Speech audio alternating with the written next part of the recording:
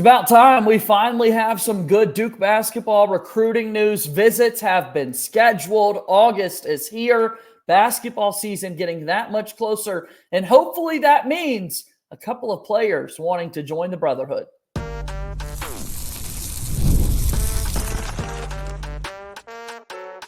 You are Locked On Blue Devils, your daily podcast on the Duke Blue Devils. Part of the Locked On Podcast Network, your team every day. Hello, everybody. Welcome into another episode of the Locked On Blue Devils podcast. My name is JJ Jackson. August is here. It's Thursday, August 1st, and we're excited to have a brand new episode of Locked On Blue Devils where we discuss everything going on in the life of Duke athletics. We talk a lot of Duke football and basketball. We're going to talk a lot about Duke basketball recruiting today with our good friend Brandon Jenkins. Acaden Lewis officially sets up a visit to Duke. We've got a couple of new 2026 offers that have been sent out. So several topics to discuss with B. Jenkins when he joins us on the show here today. If you have not done so already, please be sure to follow and subscribe to Locked On Blue Devils for free, wherever it is that you get your podcasts. Also, watch us each and every day on YouTube. Subscribe to our YouTube channel. Like this video. Share it with your friends. Your support means so much. Follow us on X at LO_Blue Devils, and I'm there as well at _JJ_Jackson_. So without further ado, let's bring him on into today's show. Fresh off many weeks of covering Peach Jam and the various circuits coming to a close, Brandon Jenkins is here with us. BZ, how you doing, man? Man, I am chilling. Bro, JJ, you are really fire with these intros, man. Like just seeing you like do your thing in the first minute of the show, like that's I stuff appreciate that that, has me man. hyped. That's what I want. I want to hype people up, man. This is Duke basketball. We love it. We love talking recruiting. We love look, I want to hear people join the Brotherhood. It's about damn time, right? It's been long enough since we've heard something like that, and it seems like things are going in the right direction. So talked in the heart of Peach Jam with you, and now we've got some news. Recently, yesterday, it come out that Acaden Lewis has set up a visit this fall to visit Duke basketball. Tell us about this. What does this mean, Brandon? Yeah, it just means that they're really interested. I think I mentioned it before on the show how they extended the offer right after North Carolina did, and I know North Carolina seemed to be like one of the schools in the lead, if not the leader over there. So I'm pretty sure it's significant for the rivalry within itself. But I'm interested to see, the program's level of interest. Now, if I'm not mistaken, it's an unofficial visit. Am I correct? And so I'm just interested to see like the program's level of interest when it comes to this. Obviously, slick ball handling guard who can get a shot off whenever he wants, and he also shows that he's capable of making others around him better. So I'm interested to see what his takeaways are from his unofficial visit, if he will schedule an official visit, and just what comes from it. But I know the staff is pretty high on him. Really good news from Acaden Lewis. Again, a top 40 recruit in the class of 2025. Today, he's on an unofficial visit to Syracuse. Come Monday, he'll be in Durham. A lot going on in the Duke basketball world in terms of players off at the Olympics and Common Malawak, and you've got Jason Tatum starring for Team USA. I mean, Duke basketball kind of always buzzing. The guys there on campus now going to get to welcome in guys like Acaden Lewis. I feel like this is where we hear from time to time these top recruits getting a chance to play pickup in settings like this and really get a feel for the facility and that sort of thing. What do you know of in your years of covering recruiting? Just a basic question for folks who might be new to all this. What typically happens on an unofficial visit? Yeah, I think you just get the same vibe as an official visit, just depending on the target of the recruit. And I'm pretty sure Acaden is a top tier target, for the Blue Devils. So I'm pretty sure they'll give him the same vibes as an official visit. I think the title is just different. So he'll get the full shindig without all the students officially being on campus with it being so early. But I'm pretty sure Shire and the staff are going to let them know their plan for him, how they see him fitting within their offense, and just give him an example of what the Brotherhood isn't about, a real life one, and then also the history. So I think he'll be able to get the full shindig without him wasting an official visit, because you're only allowed to visit the program once.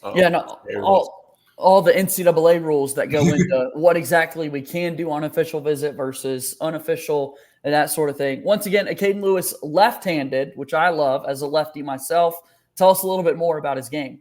Yeah, I think the ability to break defenders down is what separates him from a lot of guards in the country. And he's strong. He's strong with it. So when you combine a quick handle with like his strength and his ability to get wherever he wants on the floor, it opens up a lot of scoring opportunities for those around him, and as well as himself. He can play at either guard position. So it'll be interesting to see, how he balances. He plays with a high usage rate in the high school level. So, one of the things that I'm interested to see is how he's able to play with, other like talent. I think he's really good enough and, talented enough to do so. It's just all about putting it into play, and I'm pretty sure Shire has a good plan for him.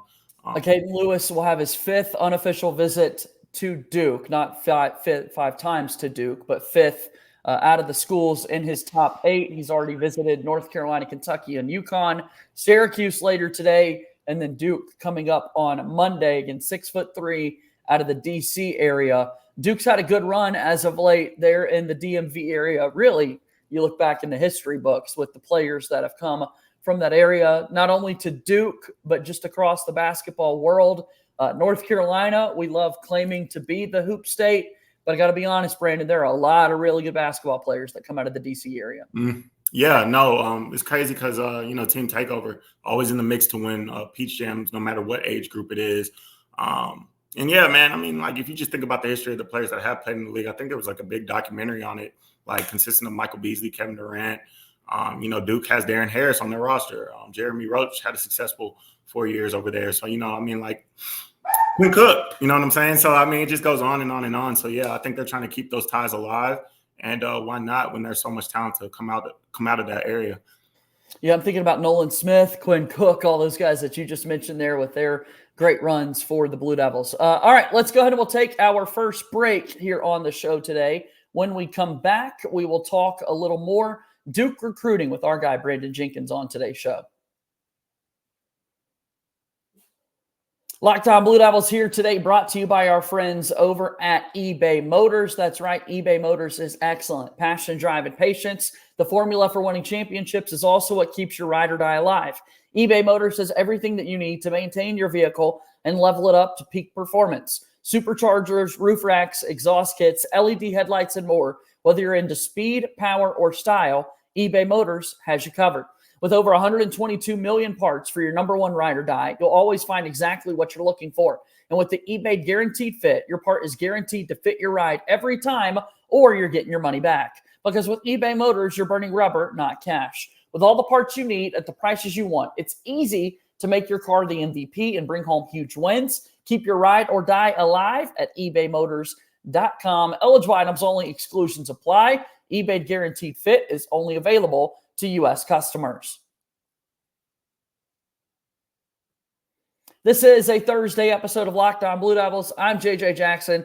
He's Brandon Jenkins of 247 Sports, a national college basketball recruiting analyst. He's been on their shows that they've got on YouTube as of late, talking about everything going on in the college basketball recruiting world. Promote your work lately, Brandon. What have you been working on?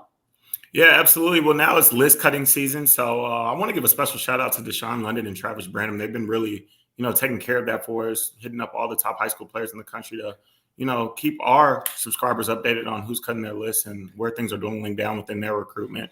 So you'll see a lot of things related to that. Dudes cutting their list, dudes setting commitment dates, and scheduling official visits, all things of that nature as well. We're headed into the fall season. Go check it all out, 247 Sports, at bjenkins247 on X. So as we take a look at some other news in the Duke basketball recruiting world in the class of 2026, recently it's been Jordan Smith that's received an offer from the Duke Blue Devils. He, of course, from Paul VI. The Duke's had a long run there as of late from Jeremy Roach and Trevor Keels, Pat Ngaba, Darren Harris. Tell us a little bit about Jordan Smith and what this offer why Duke wants to extend an offer to a player like Jordan Smith. Yeah, at this point, I think the question is, why wouldn't they? This dude is an absolute dog. The way I wrote about him in my article was he's the type of player who, when you think of highlights, think of ankle breakers or, catching bodies with emphatic dunks or stuff like that. And he can catch a body. He's athletic enough to do so. But, he makes hustle plays that could be on, the top 10 of SportsCenter. This dude is a true dog. He's a warrior. He's all about winning. He guards the opposing team's best player, and he does it in an intense fashion. He's out there to bully and punk people. And his offensive game is evolving steadily. He's not the best jump shooter, but, he can find ways to leave an imprint on the game offensively from all three levels of the floor. But really, when it comes to, the plays that don't show up on the stat sheet, he can separate himself from pretty much anybody in the high school game with what he brings to the table. And I think Duke sees those winning qualities and, wants him on board. Top 10 player in the class in 2026. And of course, North Carolina extends an offer on the same day that the Blue Devils do that. It's almost like John Shire and Hubert Davis are talking together and they're like, all right, we'll offer this guy, let the best man win in terms of who's going to end up getting the recruit. But Duke's had a good run, man. I mean, if Jordan Smith comes on board, that's 5 within the last kind of 5-6 years from Paul VI. It's a starting 5 with that group that they've been able to put together. Must be a really, really good school up there in the DMV area because we're always seeing their games on ESPN and they're producing top-level talent. Right, yeah. No, it's so crazy. You mentioned Pat and Gaba, everybody struggles with it. I struggle with his last name. Big Pat. And that's another player. It'll be interesting to see how him and Kaman are able to, balance it out. But he talking about another big man with supreme skill who can score inside and out, and he's team oriented. I think Duke is really, attracted to, how, the coaching staff at Paul VI runs things over there and how it's really about the culture and how it translates to college basketball. And you see talent like Pat, you see talent like Trevor Kills, like a physical dude whose body was college ready and his game was college ready. Just dudes like that. And I think they want to keep that alive, and they've done right by those guys. So, I'm expecting to see Duke in the mix for Jordan Smith's commitment. Should be a top 3, competitor, from the outside looking in. Which is big. I mean, it speaks to what Coach K started with the recruitment of Trevor Keels and Jeremy Roach and what John Shire has continued over the last couple of years, because recruits talk, guys talk. And when you go to a school, you have more conversations with these people frequently and with coaches. And so those relationships are formed and established. And if those players had not had the best of experiences at Duke, I think it could work exactly the opposite, Brandon, right? I mean, that could be something that kind of sways a particular player away from a school if those closest to them didn't have the best experience. No, absolutely. I think there has to be a level of transparency when you're talking about, all the players that they were able to land from that school. I mean, you want to talk about the brotherhood. I think it runs deeper from there just when you name all those guys. And, like I said, the level of transparency, I think Duke has done right by them. I think they set a plan, and it's on them to achieve it. And, shout out to the kids and the players that come from that program, because I'm pretty sure they hold themselves accountable on a 24/7 basis. All right, so we're talking about 2026. Brandon McCoy Jr., one of the top players right there at the top. He's got his Duke offer, another guy that I think any school in America would want to go after. We'd love to see him in a Duke uniform. And this is probably the type of player that coaching staffs want to build their recruiting classes around. Yeah, no, absolutely. And I think, we talked about Brandon McCoy. He's the number 2 player in the National 2026 class. And, you want to talk about all the stuff that he does on the court. And I'll get to that. But, just from a personality perspective, he's somebody who can go into any winning program and, just elevate, the energy of others just with, how well he carries himself, how nice of a person he is, and how he plays for others. But when we tap into that basketball side, we're seeing this dude who's 6'4". I think he can eventually reach 6'5", with how his body entails his potential and whatnot. But he's one of the best defenders in high school basketball. He has these natural gifts to defend the basketball with timing, length, lateral mobility, and flexibility. And he's just somebody who really takes pride in, poking balls loose, forcing turnovers. On the offensive side, his game is still evolving as well. He could stand to improve as a shooter, but he's great when he gets downhill. He's very explosive. Like I mentioned, the long arms, he can really rise and extend over, bigger defenders to finish plays, in a highlight fashion. And so, he's one who can do it on both ends. And like I said, from that personality perspective, I think he'll go a long way, not only in the game, but in life. And Duke sees that. Who are some of the recent names as well that you've heard plugged to Duke, either receiving offers or possibly in talks to get a visit set up soon?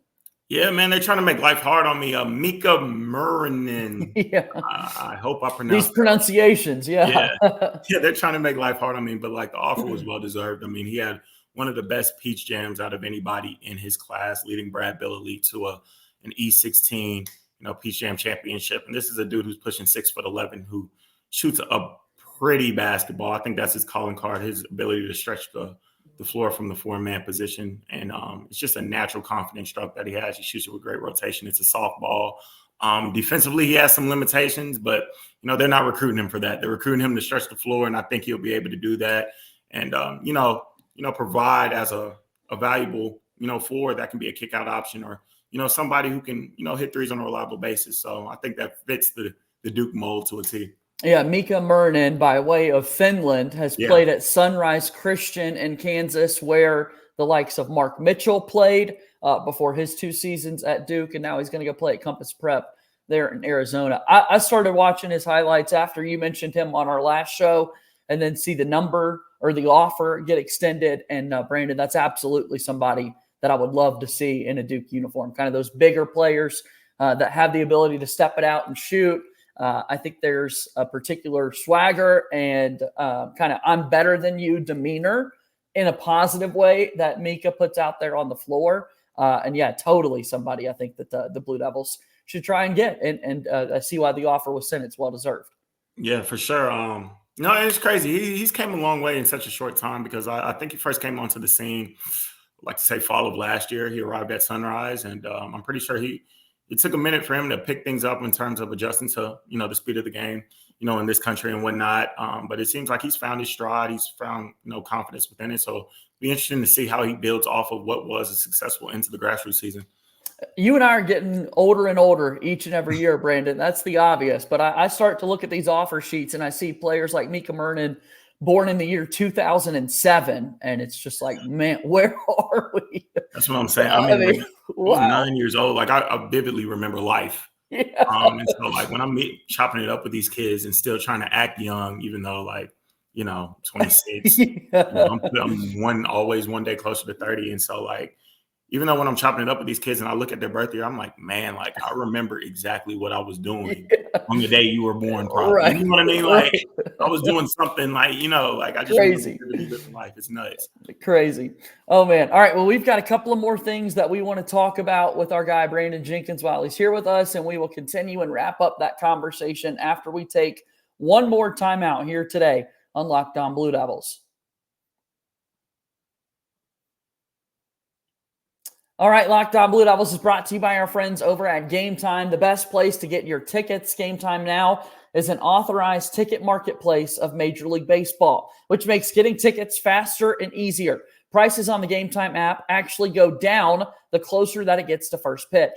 With killer last-minute deals, all-in prices, views from your seat, and their lowest price guarantee, Gametime takes the guesswork out of buying MLB tickets. Go ahead and save up to 60% off buying last-minute seats for sports, concert, comedy, theater events, and more. The lowest price guarantee or Gametime will credit you 110% of the difference. Your purchase is covered with the most flexible customer service policy in the industry. Take the guesswork out of buying MLB tickets with Gametime. Download the Gametime app, create an account, and use code LOCKEDONCollege, LOCKEDONCOLLEGE, for $20 off your first purchase. Terms apply. Again, create an account and redeem code LOCKEDONCollege for $20 off. Download Gametime today. Last minute tickets, lowest price guaranteed. Almost to that finish line. Brandon Jenkins of 24/7 Sports is here with us talking headlines in the Duke basketball recruiting world. I got to talk about this current year's team and a conversation that was had a little bit earlier in the week that certainly the ACC basketball world got wind of, and some folks across college basketball did as well. That was on Tuesday on the Brotherhood podcast that came out that Duke produces with Caleb Foster in the host chair. We finally got a full sit down with Cooper Flagg and his teammate, Caleb Foster, talking about this class and what to expect this upcoming season. And then Caleb Foster asked Cooper a little bit about his recruiting process. He mentions that he knew Duke was the answer for him after the visit to Countdown to Craziness, went back home, reflected a little bit, as we've heard guys doing from time to time, and then knew that Duke was ultimately the answer. But the T here is that Cooper spoke to, with Duke and UConn being his final two and other frontrunners there, several other schools spent a whole lot of time disrecruiting Duke as opposed to promoting their own program wanting to take shots as to why you shouldn't go to Duke and not even promoting their own program, which resulted in Caleb Foster basically saying, I had the exact same experiences. Caleb didn't really go into some of the other schools in the radar there. But I just found that interesting, Brandon. And you hear some of these similar conversations. But, man, Duke's reached a point where some of these other schools, instead of saying, yo, this is what we have, this is what we do, you shouldn't go to Duke because of X, Y, Z. That's kind of wild, man. I don't really get that. It's nuts, but I do want people to know, and I don't know if this has been in the comments because I didn't get a chance. I saw the video, I just didn't get a chance to read the comments. You're a busy man. Yeah. Yeah. I didn't but I don't want people to think that Dan Hurley was disrecruiting Duke. Because Dan Hurley definitely doesn't do that. I mean, he as confident as he is, Dan Hurley knows that his program is, if not the best of the best, up there with the best of all time. You know what I mean? So Dan Hurley has way better things to do than disrecruit Duke. Yeah, he's got his own good thing going. And look, there's obviously the family tie, right? His brother's number 11 jersey is hanging up there in the rafters at Cameron Indoor and was a part of 2 national championship teams with Grant Hill and Christian Laettner. So the Hurley family and Duke, solid. They're just always in heated recruiting battles now, it appears. But I do believe there are some schools out there who are probably saying this is why you shouldn't go to Duke, because you're going to be overlooked. You're probably not. You're going to be battling for all this playing time and whatnot. We want you to be the star. I feel like we've heard those conversations before. Absolutely. And I don't even know if that's even disrecruiting Duke. I think they're looking at it from the perspective of hey, man, we see you as a player that could change our program. And usually Duke recruits program-changing players for other schools. Duke is just at a top tier. So crazy. I was talking to a coach. This was about during the transfer portal era.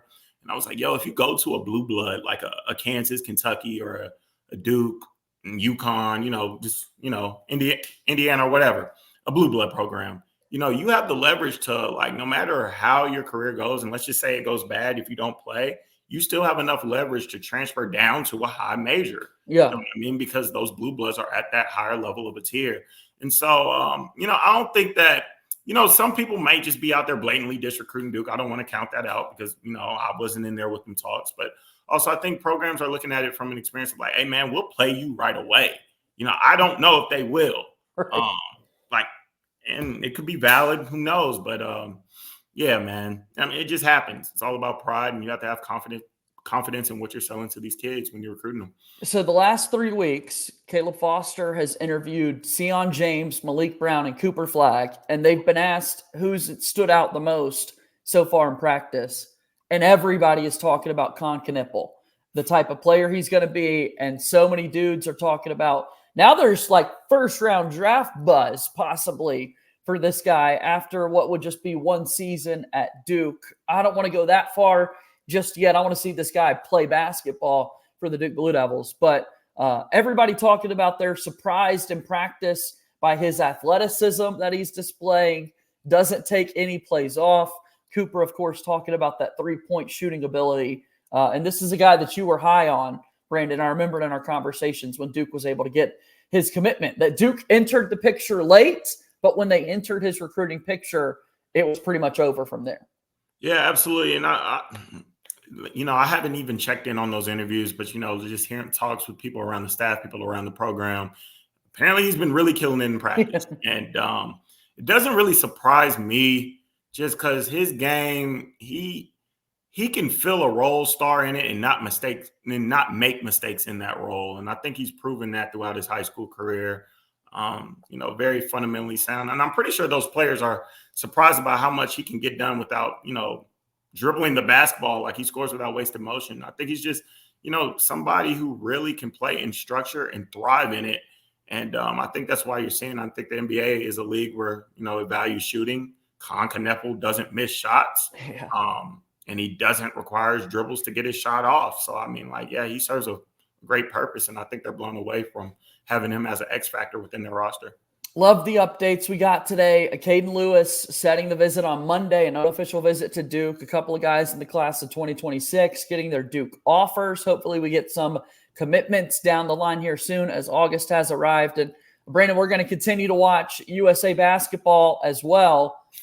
From the Duke side of things, our guy Jason Tatum doesn't see the floor at all in the first game. Then he ends up starting in yesterday's game against South Sudan. I'm wearing my USA shirt here today on the program. Kaman Malawak had 7 points in the exhibition against the United States the first time around. Did not play a whole lot really in yesterday's game against Team USA. But how you feeling, man? They've qualified already to go to the quarterfinals. The United States perspective, we still in a good spot? What do you think? Yeah, ain't nobody beating the U.S. Ain't nobody beating the U.S. I think people are just looking for something to talk about. I mean, like with Jason Tatum getting benched and all, like, I really don't get that. Like, I don't even understand how that happens. Right. I don't even understand why you would want that to happen.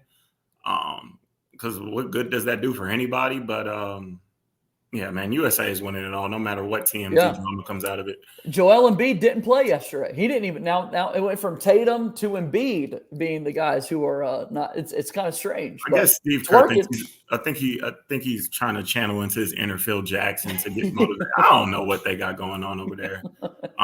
But they're gonna win. I'm fully confident that they're gonna win that. If they lose, that will be a story. I don't see it happening. Yeah, it was pretty awesome in the first game of the Olympics. Kevin Durant doesn't play in any of the qualifying tune-up exhibition games, and then just comes out and reminds people that he's Kevin Durant. Yeah, it's crazy because people like talk about like the greatest of all time, and I'm not about to say Kevin Durant is the greatest of all time, but when you think about like most talented or naturally gifted players of all time, I'm looking at Kevin Durant and LeBron James because Kobe Bryant and Michael Jordan are like 6'6", same kind of physical archetype and whatnot. But like LeBron James is a 6'8", 250-pound point guard. Like, I don't care what the small forward, whatever that. No, like he controls the game, and I think that's the definition of a point guard. And him being 6'8", 250 pounds, coming out of high school, he was 6'8", 240. Yeah. So like, physically gifted. Yeah, he separates himself from everybody. You got to throw Shaq in there because Shaq was 7 foot, 300, moving around. For sure. Durant as well. It's a 7-foot guard. You know what I mean? Like, this is a dude who moves, handles, shoots the basketball the same way a guard would. He's just 7 feet tall. I don't want to hear that 6'9" foolery. All right, but, I mean that's why the USA is probably going to win everything because we just have just unnatural talents, man, and this stuff is beautiful to see when it comes alive. I love watching it. I love seeing all these guys on the same team because we're used to seeing them compete against one another night after night in the NBA and creating great NBA games. But, man, it's so much better when they're all playing for Team USA. So, Puerto Rico over the weekend to close out group play. And then, like we said, Team USA is officially on to the quarterfinals. Even if they were to lose to Puerto Rico, that's not going to happen. They'll still be able to get there. What's the biggest test? Like, when you look at the rest of it, is it France? Is it Germany? Is it Canada? Who's playing really well as well? Now, wait. So, did the Bahamas not qualify? Because I was like I was really liking their roster on paper. Yeah. I haven't seen them. Yeah. Like I heard that they might. I don't know the specifics within it. I really like their roster on paper. I obviously love Canada. I think the talent that comes out of there is so elite, and the talent that they have coming up, I think can make some waves in the college basketball world. So I'm always looking at Canada. I heard France was in a tight one. I forgot who their opponent was, but. I was really intrigued by them just because of their front line with Wemby and Gobert. Both spread the arms and stuff like that, and you might have some action. But, yeah, I think USA has this at the end of the day. Yeah. Shout out RJ Barrett. He's been playing really well for Canada as of late. Shea does his thing, but it's been awesome to see RJ playing well too. Absolutely. No, they're loaded with talent. It was cool to see Cal at that exhibition game. I think that was like a month ago, right? Yeah. Yep, good stuff. Well, Brandon, thank you for the time. As always, it's so good to see you, man. Remind people, how can they support your work at 24/7 Sports? How can they support you? Absolutely. Tapping into the 24/7 Sports website, as you said earlier, and then my Twitter and Instagram at bjenkins247. Just all the news. There isn't much popping off on the IG side, so really lock in on Twitter. I think me, Deshaun London, Travis Brandon, Eric Bossy, and Adam Finkelstein have some stuff that will definitely interest y'all that are excited in the college basketball world. Yeah, check them out, 247 Sports on YouTube as well. You're already here on YouTube. Subscribe to our channel. And every so often, you're watching their college basketball recruiting show, and Brandon Jenkins pops up. I love to see that. So, Brandon, we'll do this again soon, okay? I appreciate you for having me on, JJ. All right, that's Brandon Jenkins joining day. That's it. It's done. A great show on today's episode of Locked On Blue Devils. Thanks again to Brandon Jenkins for joining us here on the program. As always, go Duke. I'll talk to you soon. My name is JJ Jackson. Thank you and good day.